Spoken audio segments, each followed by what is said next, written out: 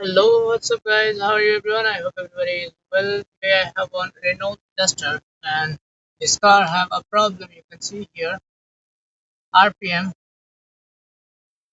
have some problem. You can see up, sometime down like this when I start car, and that's the problem.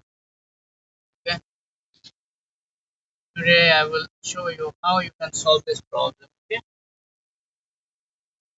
and now I open the bonnet and you can see here manifold sensor, map sensor. Before any car I got fault. I this manifold map sensor short, then your car rise up down like this problem came. So how you know this one short or not? Just remove this wire. Okay, and then start car.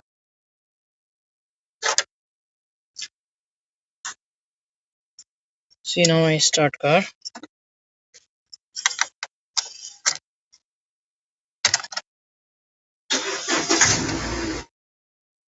and you can see here race is perfect.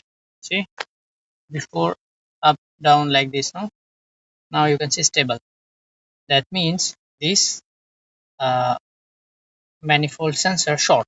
That's why. So you, if your car have same problem, uh, replace this manifold sensor from company, and then your car will be fine.